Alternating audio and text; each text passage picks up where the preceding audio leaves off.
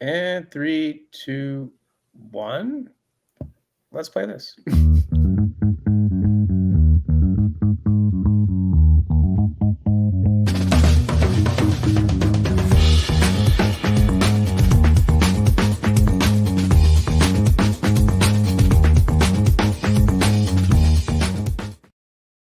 Hey, welcome back to another episode of Open Shutter, a weekend edition. I have the pleasure of welcoming Daniel Firth, all the way from Wales, to the program. So we're doing this on weekend because of, like the time difference and everything. So huge thanks to Daniel for taking part of a Saturday night to be on this thing. So yeah, man, thanks for coming on.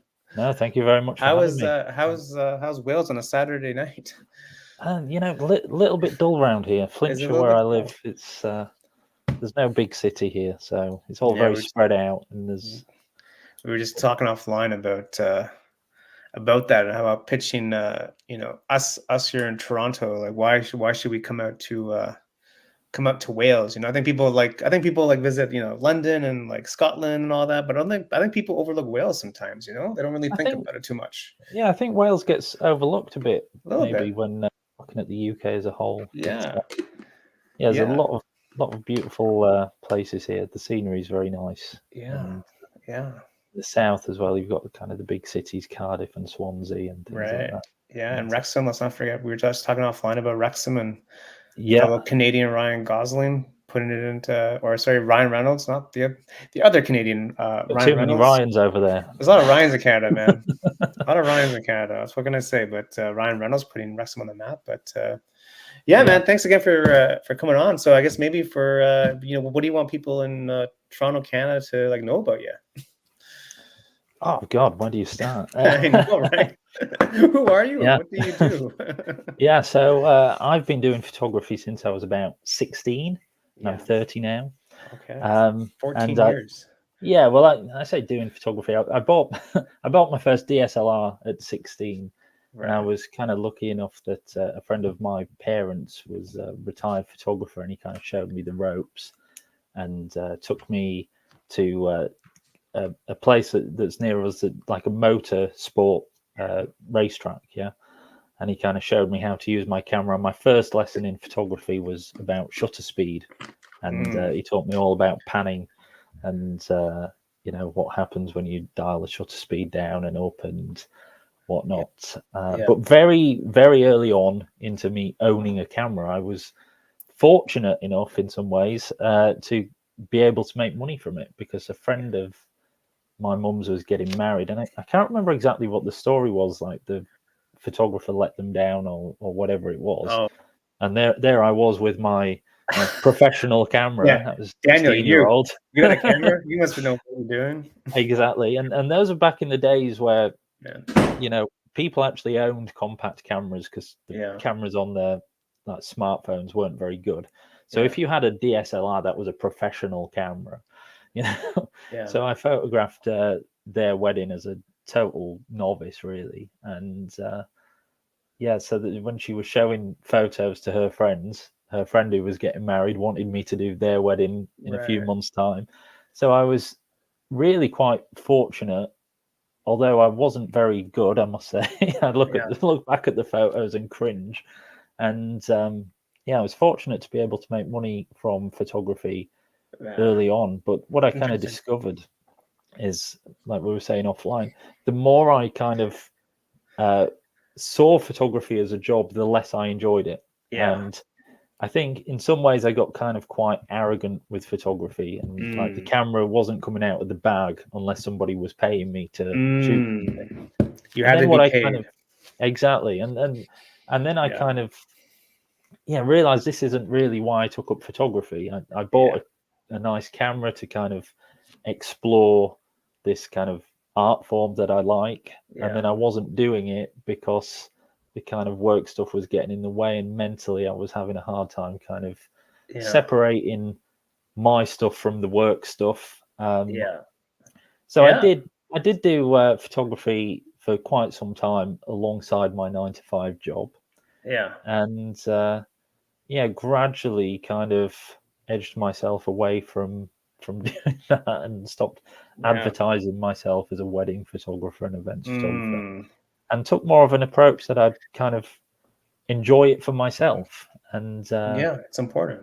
yeah, and I joined a local camera club, and Okay. yeah, kind of learned all sorts from those. Because I think the interesting thing with camera clubs is, you know, you have competitions and things, and there's all sort of mixed genres. So you get yourself kind of mixed in with various aspects of photography that you otherwise wouldn't necessarily. Of course. Yeah. Yeah, then kind of by the time sort of COVID came around, Hmm. you know, I think like a lot of people, COVID sort of hit me hard mentally, you know, not being able to Sure. go out and lockdown and whatnot, and Yeah. having various kind of issues, family like family issues, and kind of all sorts of toxic things going on there. Mhm. And mentally, I was just at a very, very low point, and I knew, look, you can either hide away and just hope that you get better, or you can Yeah. put yourself into something that you enjoy. Right.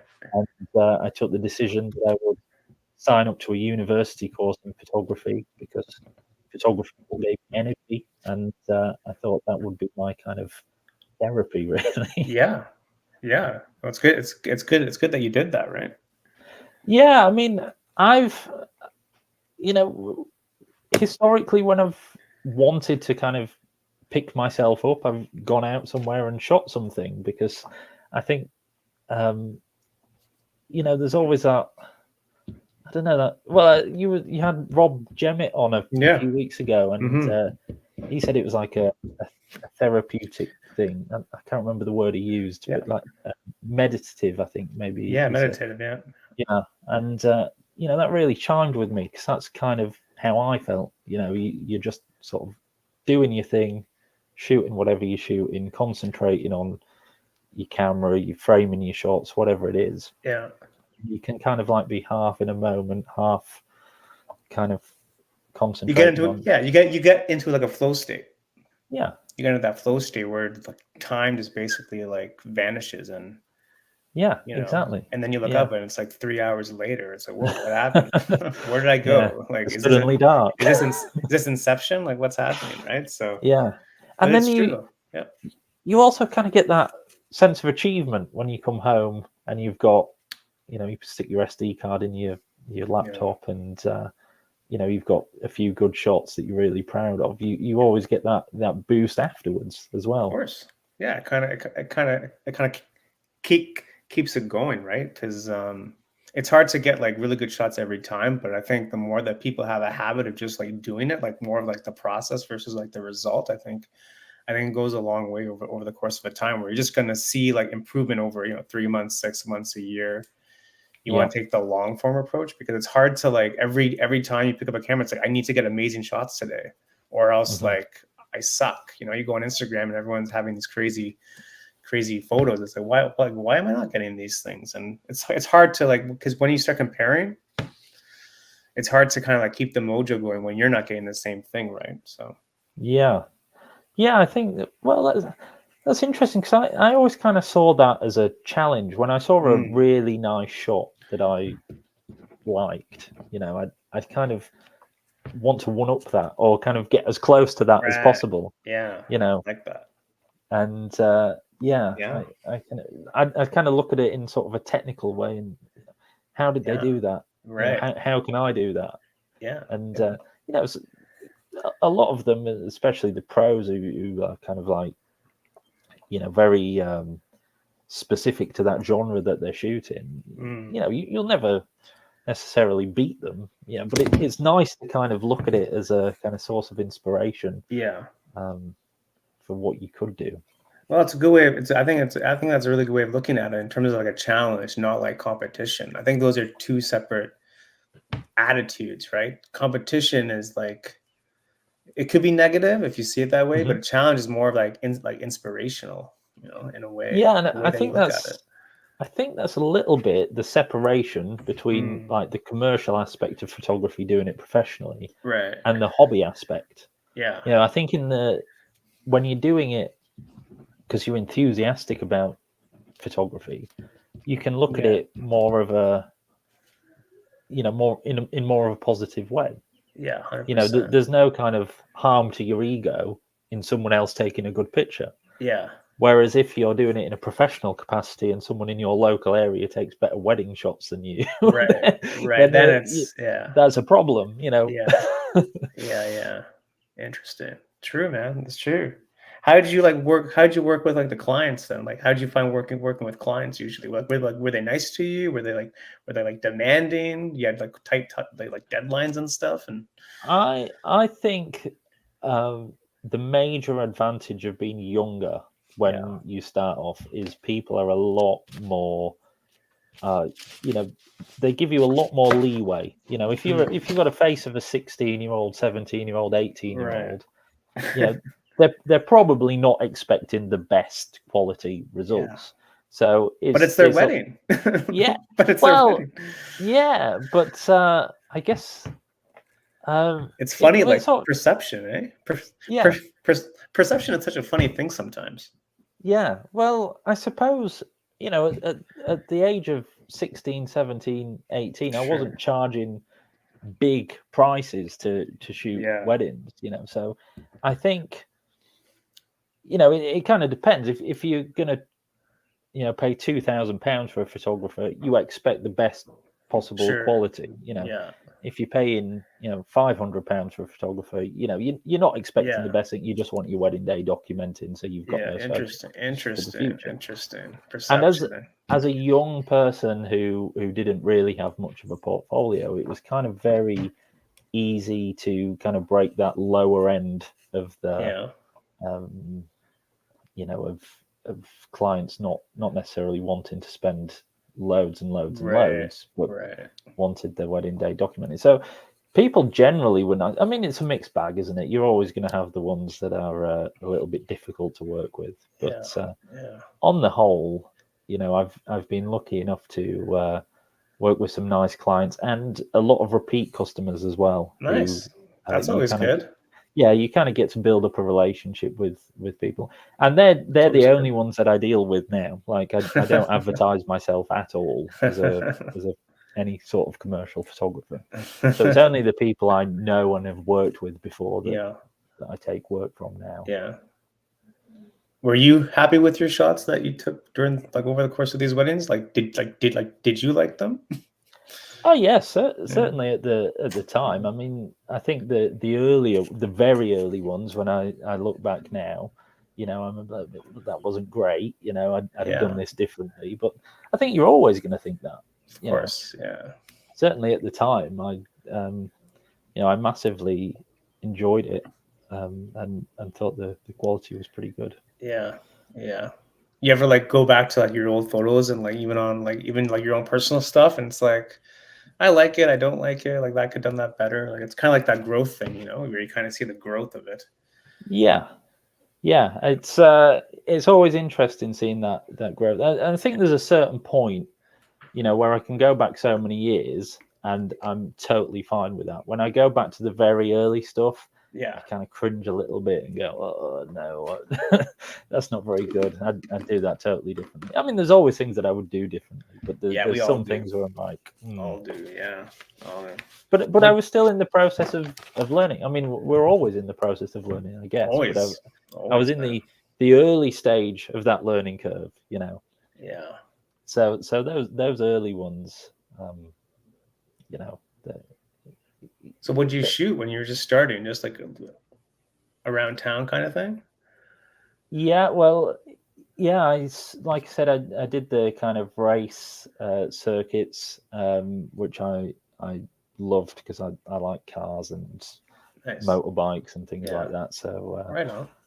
that was something that I kind of enjoyed. Nice. And music events. I did a lot of live music events at the Cool. time, and managed to get myself a few paid gigs doing that. So Nice. yeah, but yeah, like I said, it's a trap that I fell into really, in thinking that you enjoy something, so it's not really work. Yeah, Yeah. but like I said, the more I kind of did the work, the less I did for myself, and I was Yeah. much more interested in doing doing my own kind of artistic stuff. Yeah, like when you said that you wouldn't take out your camera unless you're getting paid, yeah, it could be a slippery slope, because then it's not for fun anymore. Now it's like, no, well, how much, like, where's the invoice? How much are you gonna pay me? And Yeah. it becomes different, right? Well, yeah, I think. Well, I think it just became the primary mode of Yeah. the It's not the, about the the prime. art. It's not Yeah, about the art. It's about the money. It's about like a transaction. yeah, All of a yeah. sudden, you're a But transaction. that was the difference between kind of seeing it as a career and seeing it as something I was kind of passionate about Yeah, in a different way. And yeah. I think it was actually a trip to Manchester Art Gallery Mm, where it was probably the main turning point for me. I saw these okay.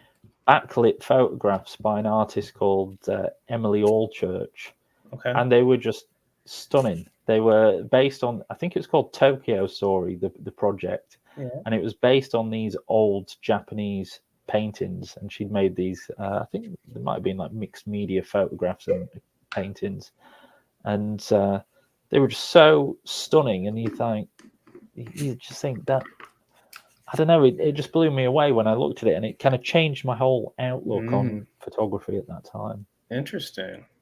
How so? Well, it made me think of it in kind of artistic terms rather than Um, career terms. I was so heavily focused on this kind of career um, yeah. side to photography, and seeing it more as an art form was Yeah. something that really changed my outlook. Yeah. Interesting. Yeah. Yeah. We just, we were saying offline. It's like, whenever you do something, turn your passion into like your income or like your job, it just becomes different, because it's no longer yours. It becomes like theirs, because they're the boss. They're telling you what to do, how to do it, when to do it. Yeah, Plus, like, change this, change that, and it's like, well, I don't. You know, sometimes like you don't know what you're talking about.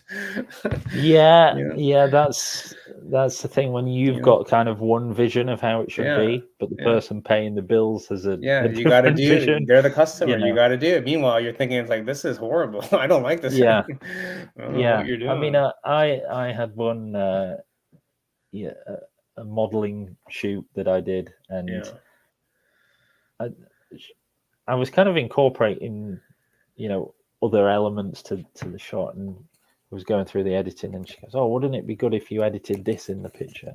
And I was like, I'm not Are you sure. sure about So that? I went through it, and she goes, "Yeah, yeah, that looks brilliant. How do you think that looks?" Yeah, if you like it, Do you you're like paying it? for Yeah. it. Double the price, because this ain't good. Yeah. Well, that was it as well. Yeah. When your name's on it, you want it to be Right. a reflection of you. Right. Of So, course. and Of you can't course. always do that in Of the kind of course. commercial setting. No, you can't. No, you can't. No, it's true. Um, so how'd you find like the course at university? Like, did you find it like really in depth? Like, was it hands-on mostly? Yeah, there were bits of hands-on. Yeah. There were bits that um,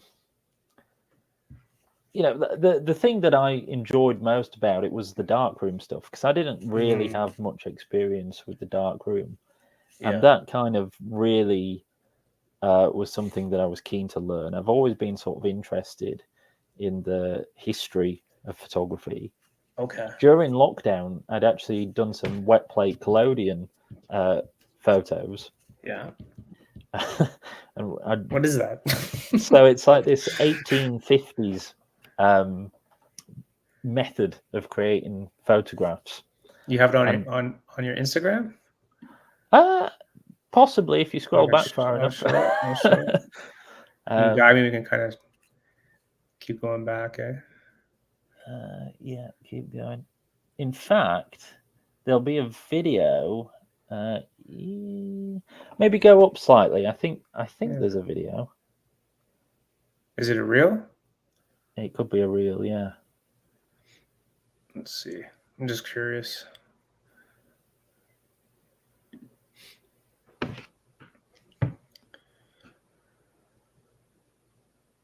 Uh, Try. Oh no, no. Go further.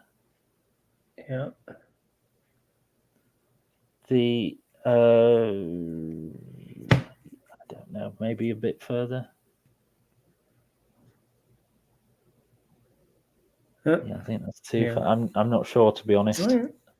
But yeah, basically it's this 1850 this process of making photographs that was invented by a guy called Frederick Scott Archer. Going back to the 1850s.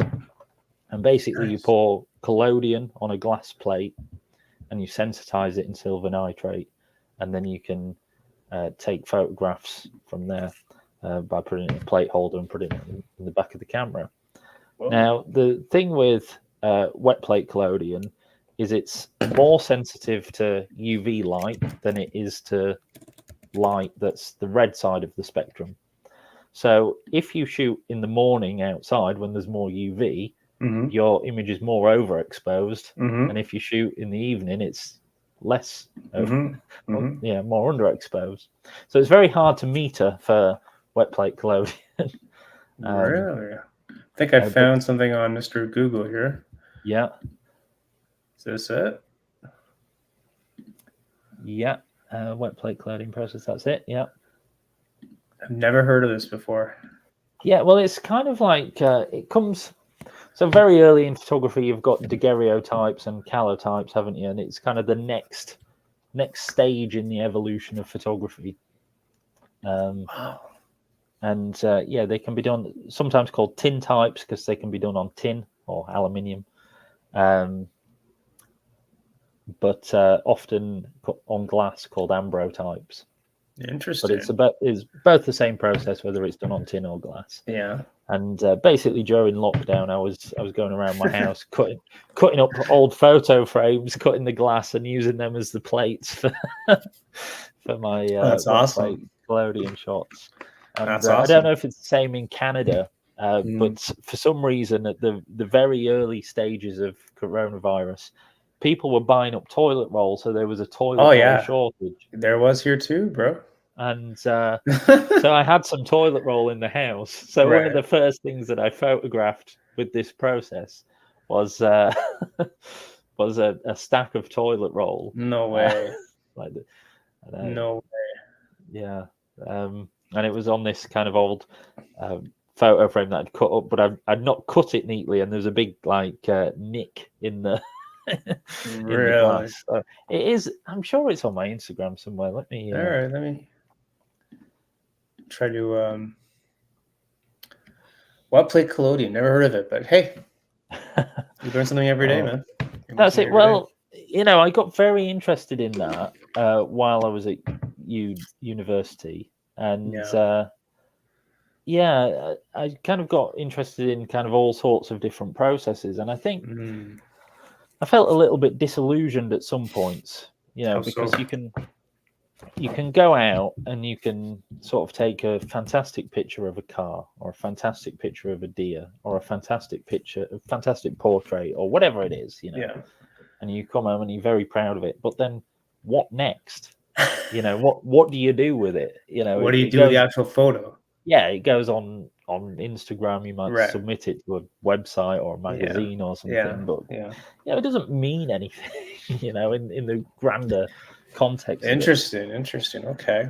So what I kind of learned to do is enjoy the process, and I bought like old cameras from car boot sales, using different film stocks, expired film, different cameras, sort of SLRs and kind of more amateurish cameras. And I kind of learned to kind of enjoy all these processes that we have at our disposal. Because there's like 180 years of photography, and most of the processes are still available to us and relatively cheap. So I could go with 10 quid to the car boot sale, find someone's old box camera that they had in their attic for 50 years or something, and I'd go out and shoot with it. And I made YouTube videos on that.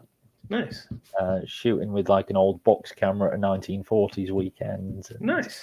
I shot at Brands Hatch, a big race circuit here in the south of England, photographing with all expired film stocks and Okay.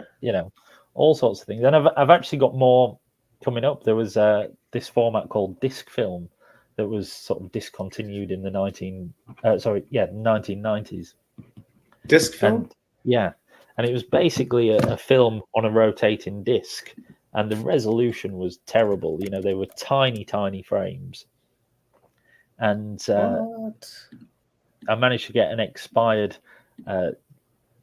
disc of disc. That's it. Yeah. And and they Oh, were on those very, very small cameras that you've got there, sort of very much so aimed for the whoa, amateur man. market. And I shot with that, and the pictures that came out of it were god awful. They were terrible. Were they? you know. Yeah, because the film's been expired for at least 40 years or 30 years, so you was never going to get a good result out of it. But Wow. I just found the process of trying it interesting. Yeah, it's about being, I guess, curious too. Like you need to be a little bit curious about all these different things, Yeah, which I think really exactly. helps out exploring all these different niches and approaches, and Yeah, got to be like resourceful in terms of like finding all this stuff. yeah, and You know what I mean? Like, it's interesting. Even like early digital cameras, which you don't think of as vintage, yeah. but there was these cameras called the Sony Mavica, Okay. and believe it or not, they saved images to a floppy disk. No way. So A you'd get a floppy floppy? disk. Yeah, you'd put it in the side of your camera and use it. And I think they held about 5 or 6 images on a floppy disk. Because I can't remember um, what the storage is Is on this it? a floppy, but yeah, that's it. That's the exact one I've got. Yeah, You still have it? yeah. Oh yeah, I've got a yeah. My girlfriend hates when I go to a car boot sale. I've got Yeah. loads of junk in the attic. Yeah. What's your most Yeah. prized camera? I've got an 1890s half plate camera, Oh, yeah. um, which is what I used for the wet plate collodion stuff. But these cameras, if you look at them flea markets or on eBay, you can get them for pennies. Can you? But Yeah, like they're not really, like how much are they actually worth, you think? they're not worth a lot. They're No. kind of redundant technology now. Who Yeah. cares? Who wants to shoot with a floppy disk? I don't know. Sometimes you like see these shows and someone buys like this like vintage like video game from like whatever year. It's like worth like $1,000. Yeah. Well, I think photography's yet to kind of reach that stage where Yeah. people are very interested in the kind of vintage Yeah. tech. I mean, people are. Don't get me wrong, people are, but there's so much of it. Yeah, there's so Every much, yeah. like I was saying before mobile phones, every family had a camera. You Yeah. know, every otherwise, how do you take pictures of the kids and the Right. whatever? So Yeah. there's so many cameras out there that are on eBay and Yeah. whatnot in flea markets, car boot sales, whatever. You can pick them up for pennies, and it's just so Interesting. interesting using them because these processes, aren't about, but they're still kind of well, they're not used anymore, but you can still use them if that makes sense. Right. Yeah. Like the actual process is still there. Like you can Yeah, still the do the the, the process. chemical process exists, Yeah. so the Interesting. normal process for developing normal color roll film C41. Yeah. Now you could take one of those discs. I'm sure there's like a proper way of doing it, but you Yeah. take it in the dark room, you break open the plastic cartridge that it's in, and you've got the circle disc. You wedge it in a spiral, put it in a developing tank, and it's the same process. Yeah. So you can still Interesting. develop that film. I Yeah. think if you was to go to a lab and do it, they'd probably do it the proper way and charge you an arm Yeah. and a leg for it. Do you have a dark room at your house? No, no, No. but having use of the university's dark room was You, a major plus. nice. Nice. Is it nice Yeah, over there? it is. Yeah, they've got all the kind of facilities you need. A Yeah. room for kind of loading your developing tank, and they've got Right. all Interesting. loads of enlargers and things like that, Right. so you can make your own prints. Yeah, it's great. It's great how like film is back, eh? Like here in Toronto, Canada, like film is everywhere, man. It's everywhere. Yeah. It's back. I think it's cool. It's Yeah. cool to do it. You wonder why that is. Like you wonder why it's back. Got the phones and people want like a slower, like people want a different experience, maybe. Like Yeah, I think the thing is, you get more of a sense of achievement when you develop an image and you make a good print than I think you do with digital, because it's instantaneous. yeah, you get that instant gratification. Exactly. Yeah. So you can never replicate that feeling of anticipation between taking the shot, developing it, and then seeing your prints. Yeah. Yeah. It's So, true, right? It's a totally different experience. Yeah, and I think like with other, you don't even have to be particularly into photography to want to shoot film. I think people just like that kind of retro feel sometimes. Yeah. I think that's part of the reason why vinyl came back. Sure. Yeah. Vinyl too, right? Yeah. So it's not that, people were really, really interested in, music formats. It's just they kind of wanted that vintage appeal, I guess. Yeah. It's a different way to consume it. Exactly. Yeah. It's a different way to consume it. Yeah. And I think particularly if you've grown up in the kind of digital age, if you're sort of born after the year 2000, you've not necessarily experienced these things. Yeah. Yeah, it's funny because I had someone else on like a few months ago, and he also did film, and he told me that he goes, Paul, like all the cameras look the same now. Like they all look the same. Like where's where's like the uniqueness of a camera? Well, it's too sanitized. Right. Yeah. It's interesting, right? Like it's every camera, every lens, it's how do we get the sharpest picture possible? Yeah, it's the megapixels. It's how do we get the most frames per second? Right. How do we do this? How do we do? And there's no characteristic to it. Yeah. Whereas you're using these old weird cameras, there's you always something quirky about it. You kind of get a second look on the street. Like, wait, what is this? What's happening? What year are you from? Using those disc film cameras. I bet you get people don't even register that you've got a camera. I bet you'd be like, excuse me, you can't have that here. What's a camera? What do you mean? Yeah. It's funny, right? It's funny. Well, that disc film camera, I actually got into a football stadium. They don't usually let you take your own cameras into football stadiums, but nobody checked or cared. Yeah. It's interesting, man. It's funny. What's the next camera you want to get? Is there something on the list? Oh God. What's not on the list, I guess, is more of the question. Yeah. Well, I'd really like, if I was to go on my wish list, it would be a Hasselblad 500 cm. Okay. 120 camera. How come? Why that one? Just because I'd love to use one, and they're very expensive. Are they? How much? You're talking, I don't know what it is in Canadian dollars, probably about £1,500, I would guess. What is it? A Hasselblad what? Hasselblad 500 cm. I'm gonna look it up. 500 cm. Oh, it's expensive. Yeah. So yeah, you do get the expensive vintage cameras as well. Yeah. Okay. Yeah, there's me saying you can get old cameras for a couple of quid from a car boot sale. There is, of course, the other end of the spectrum, the really sought after cameras. Look at that. It looks cool though. It looks nice. Yeah.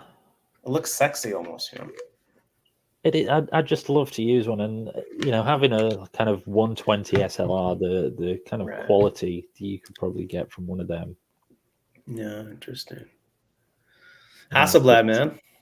It's the way to do it. That's it. It's the name as well. It's the name on there. It's the name, right? Like, can't really beat Hasselblad these days. No. That's great, man. And you just finished up a show. You want to speak about that for a couple of minutes? Yeah. So the end of the university course kind of culminates in a big show through all of the art and design departments. You've got like fine art and graphic design and photography and all that lot. So you all kind of have your individual section of the show, and I did mine on. I did like Is that? stereo. Yeah, that's it. That's Okay. some of the students' work there. And I did mine. I did stereographs. Yeah. So stereographs are kind of two images taken side by side, left eye perspective and right eye perspective. And when seen in a stereo viewer, your brain kind of interprets those two images simultaneously, Mm-hmm. and it forms a 3D image in your brain. Wait, what? How do you do Yeah. this? So you've got like two images taken side by side, left Okay. eye, right eye. Okay. And then when printed on a card, on a stereo card, Yeah. when viewed in a stereo viewer, your left eye is looking at the left image and your right eye is looking at the right image. Right now, that's what I'm doing. No. Like when it's on a card in a stereo viewer. So that's just a wiggle so you can see it. That's just an animation. That's what so it's supposed to look like if I was there in person. No, so when you if you Google kind of stereograph, you'll kind of have the physical card is like a left eye and a right eye image. In fact, if you click the next, if you swipe right on that image, that's what it looks like. Oh. So when viewed, so this goes all the way back to the 19th century. This is like as old as photography itself. Right. And when you view it, your left eye would be viewing the left image and your right eye would be viewing the right image. And there's like a divider in the middle. So when your brain's interpreting those two images simultaneously, it forms a 3D image in your mind. Damn. And that's not a new technology, but what I managed to do is create my own stereo viewer from one of those, those VR headsets that you slide your phone in. Yeah. I've managed to create like a viewer like that from one of those VR headsets. So you've got the left eye and the right eye view. How'd you do that? Well, there's actually an image of it on my Instagram somewhere. Okay. So basically, it's one of those viewers set into a box. If you go up slightly, try that one that says photo in pink, and just let it play for a little bit. And yeah, so I kind of made my own version of that, and I had like a slideshow of stereo 3D images. Really? And that was the topic that it was on narcissistic personality disorder. So it's a psychological psychological subject matter. So this is mine here. These are my backlit prints. That's super cool. Again, kind of taking inspiration from Emily Allchurch, who I was talking about. And there's the stereographs on the wall. Okay. And then this is the stereo viewer. Now, when you're viewing that in person, those look 3D. Because your brain's interpreting the left and right eye view. Yeah. So the subject matter that's on is narcissistic personality disorder, which is kind of a psychological disorder. Yeah. And because the images are kind of in some way made in your brain, I liked the relationship between stereographs and the subject matter. They were both kind of psychological in a sense. Right. Yeah. So narcissistic personality disorder was your theme or the exhibition theme? That was my theme. So everybody has their own bit, really. So how'd you come up with that? So interestingly enough, when I said about starting university, and I did it because I wanted this kind of this thing to focus on, because I'd had like a few issues kind of mentally and sort of the toxic family personality things. What it actually is my mother is a narcissist, basically. Oh no. So I was kind of reflecting on that, and I never really intended for my kind of personal issues to become part of the work that I did.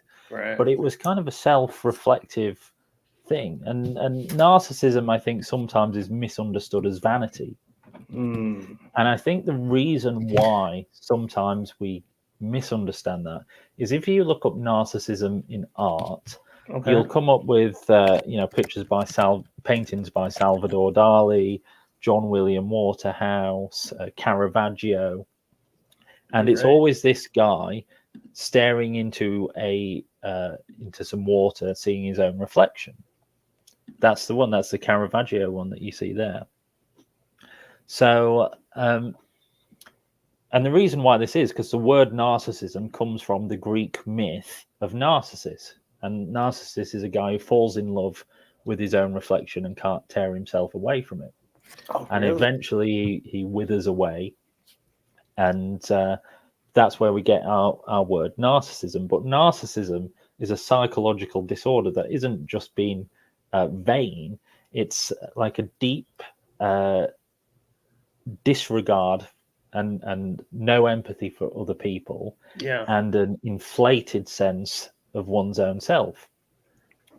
So it's a very kind of dark topic in a way, but my images kind of reflect that experience of narcissistic personality disorder that I was kind of reflecting on. So yeah, that's how I came. That's deep, man. Yeah. That's deep. Well, you know what? It was cathartic going through it. Yeah. It was a very, very, very therapeutic thing. Yeah. Dealing with it. Yeah. You know, like some people kind of do journaling and write things Sure. and whatever. Me dealing with this subject that was kind of playing on my mind and occupying my thoughts. Yeah. And outputting that as an artistic thing through photography Sure. was cathartic, and it was so therapeutic. It was unreal. You know, it was. I was able to create something from this kind of dark place that I was, and create something that I really, my heart and soul was in. Yeah. So with the images that are a part of that are things like. So there's one where there's a chess piece, a pawn chess piece, and it's casting the shadow of a queen. So it's like this delusion of grandeur, which is to do with narcissism. You've got the one that you had there with the heart in the hand, emotional manipulation. And these are all traits among narcissism. Interestingly enough, the daffodil that you've got there, so the scientific word for a daffodil is a narcissus. No way. Really? So I was kind of playing on that etymological link between narcissism and narcissus as in the daffodil. And the reason why it gets the scientific name narcissus is because in the myth, when Narcissus withers away, what grows in the ground is daffodils. Really? And daffodils face each other. Oh. When they grow in bunches, they often face each other. So the opposite of narcissist, then, is that what that's supposed to like symbolize when they're facing each other? No, so like Narcissus in the myth, he was staring at his own reflection. Yeah. So Narcissus, I guess the idea is that the daffodil staring at the other daffodil. So it's kind of staring at itself. I don't know. Taking place of Narcissus. Yeah. Got it. Interesting. It's funny where things come from, like terms and like, because I had no idea. You know, I came by that fact totally by accident as well. Really? I can't remember how, but I was Googling something to do with daffodils for some strange reason. Wow. And it comes up Narcissus. I'm like, what the hell is that about? You're like, this is a sign if I ever saw one. Yeah, this is a rabbit hole to go down. Wow. So yeah, it's interesting. Amazing. So, yeah, and what other projects did I work on at uni? One of them was a collaborative thing that we did in the second year, and we had to kind of team up with with other people on our course and come up with another exhibition. Yeah. And me and a fellow student, Mike Grabarek, we did a road trip in my old car. I've got an old car from the 70s. Nice. And we drove around Flintshire, where I live. Yeah. And there's this kind of road trip route that the Flintshire Council kind of came up with, and there's like a tourism thing that isn't particularly, I don't think was particularly well received. A lot of people don't know what it is, even those who live in Flintshire. And we did this road trip photographing the various locations on the road trip. I think it's only like a 70-80 mile road trip or something like that. Yeah.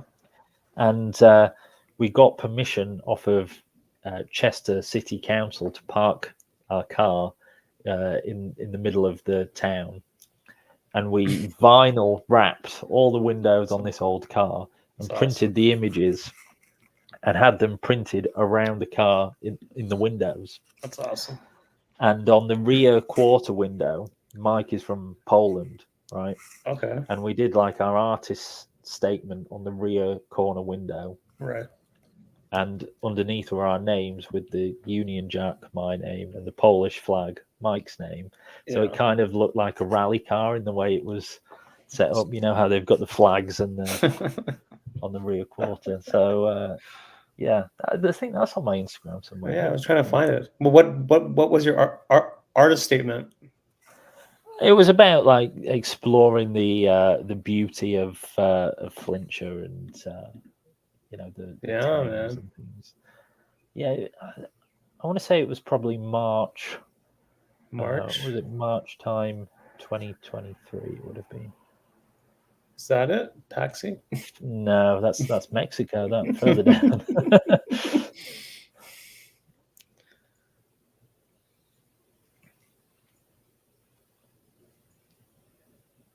Cool. It's not that one. It's a little bit further down. Yeah.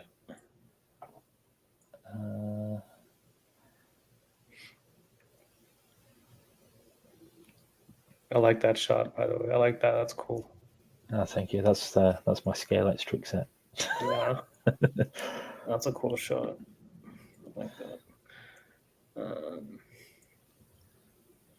A little bit further, I think. Yeah, that's the one. So these, so we kind of vinyl wrapped the whole. That's hilarious. 1977 MGB. Yeah, and that's because I think that's interesting because it's something more than just putting prints on a wall. It's not just putting prints on a wall saying, I took these really nice pictures, I think you should go and look at them. That's taking it out into the street, literally taking it into the street, making something that looks interesting that people want to look at. And after we installed, I mean, bloody hell, it took us hours to just wrap the windows because people were constantly asking us, what are you doing? No kidding. No kidding. People are interested. It's an interesting looking car because it's an old car, but a lot of people were kind of reading the statement on the window when I walked past it, and it's rewarding because you're putting something out there that people actually want to look at, and I think that's the thing as photographers, we can be really hyped about our work, but how do you get other people to be hyped about your work? I was just talking about this, like how do you get people to care? And especially in the days of social media when they scroll past hundreds, if not thousands of images every you get day, lost. You get lost in the shuffle. You get lost. And this is a way I felt of kind of getting it out there and people being interested in it.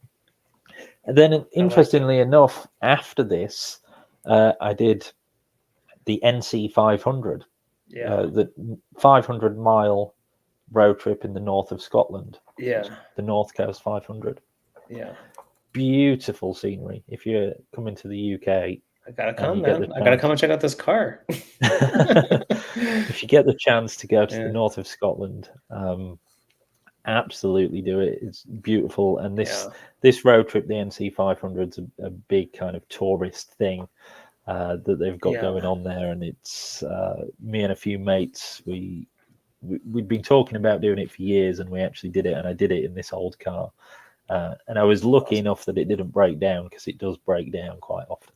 Well, it's a 1977, so like I guess there's a lot of maintenance you got to do, eh? Like, yeah, I mean, it sort of swings and roundabouts. It requires a lot of maintenance, but a lot of the maintenance you can do yourself, because there's so much room under that bonnet that, unlike new cars where everything's kind of crammed in and it's sort of impossible to work on yourself by yourself. Yeah. Where'd you get that car from? I'd wanted one for a while, and I sort of found it on a listing and thought, you know what, I've got the money in the bank. Why not? Right. It looks nice though. Yeah, it looks nice. Oh yeah, beautiful car. Yeah, you get a lot of looks driving around in that. But the one thing that I want to do in the fairly near future is we've got our own version of the NC500 here in Wales. It's called the Snowdonia 360, which they kind of like trying to capitalise on that tourism thing that they've done in the north of Scotland. Snowdonia 360? Yeah, I think it's a relatively new road trip route that they've put together, and I'm keen to do that. And it's on my doorstep as well. It's in the north of Wales. Is that it? Yeah. Oh, interesting. So they're trying to promote tourism within their own kind of area, eh? That's it. Yeah, I think. I think for a lot of years, people went to the north of Scotland because the north coast is beautiful, like north of Inverness and around there. Then they kind of came up with this whole tourism thing and gave it a name, the North Coast 500, and it's worked out very well for Scotland. I think they only came up with it in 2015, but it's often dubbed the Scotland's answer to Route 66. Right. A little bit of competition, I guess, or something, eh? Yeah. So Wales have kind of come up with their own.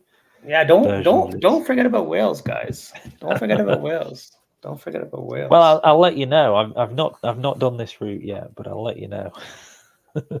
What are you most excited about, like about that road? Is there like a certain like town or city that you really want to check out that you haven't been, I guess? Like I don't know really. Yeah, or is it kind of like the whole thing, like kind of like the experience of the entire thing? Yeah, it is. I think it's the experience for me of doing it. Yeah.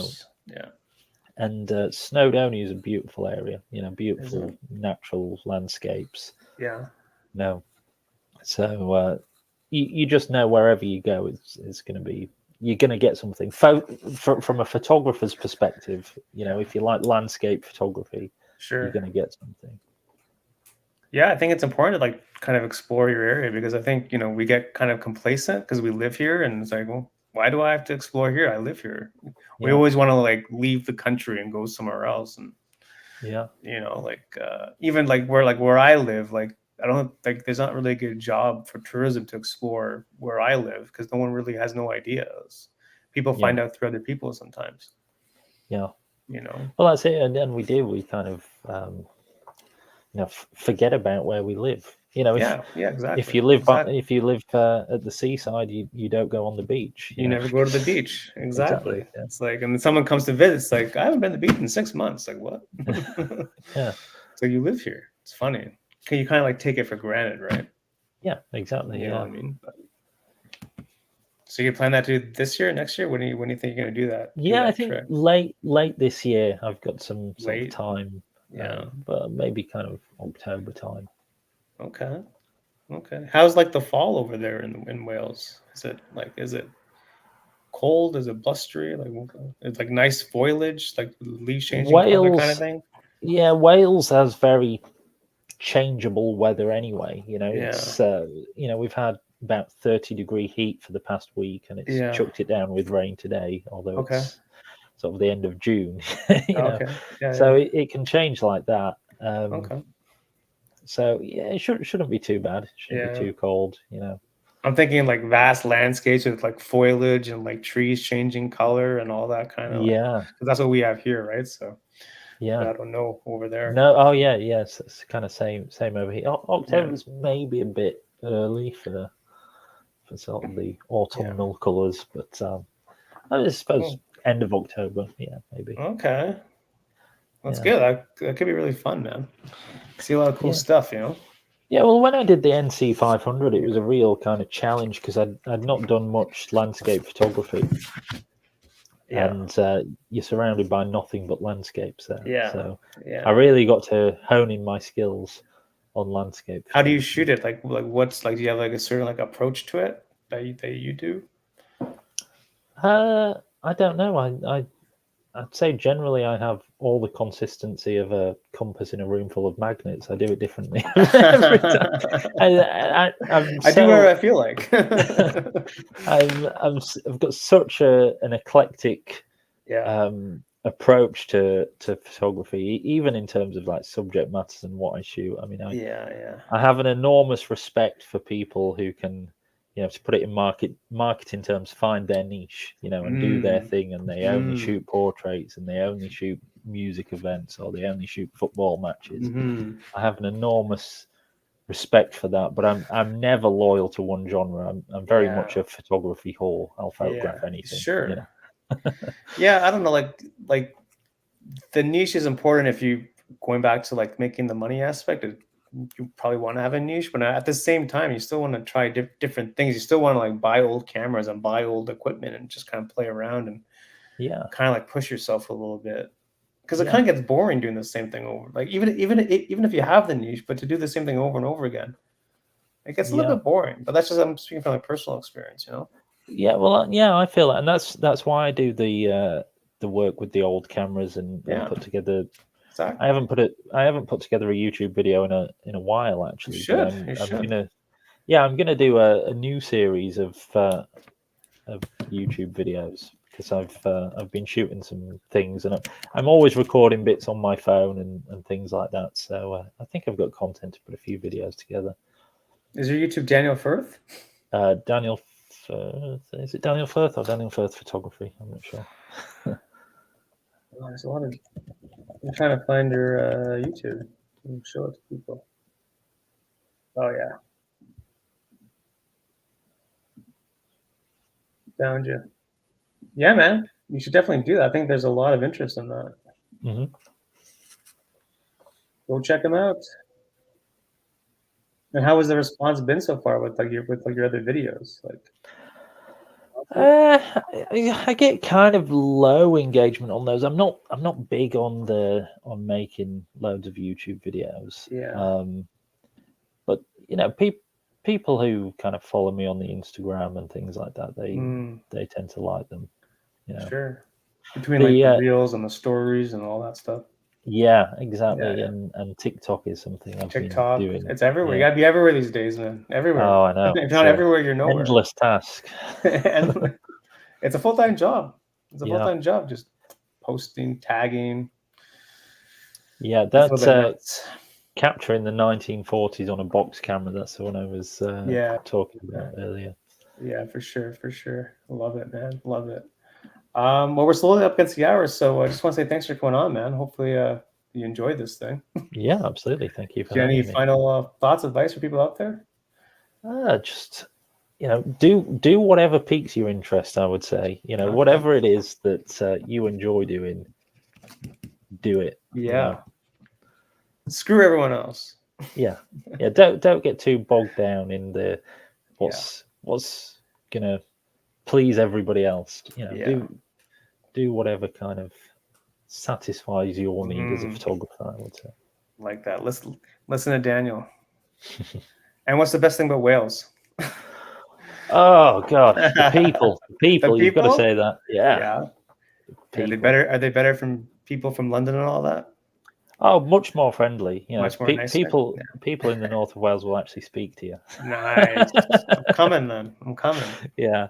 I love it. London's a very busy place, and no one's got time for anything. No one has time for anything. Yeah, it's true. Much more chilled out up here in the north of Wales. Well, people that are listening not in Wales, that's your pitch to go visit Wales.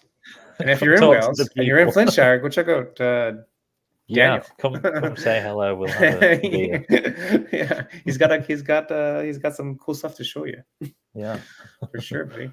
Thanks everyone for watching, listening, wherever this thing is, and go check out Daniel. His links are in the description of this video. And yeah, man, thanks again, and we'll chat soon.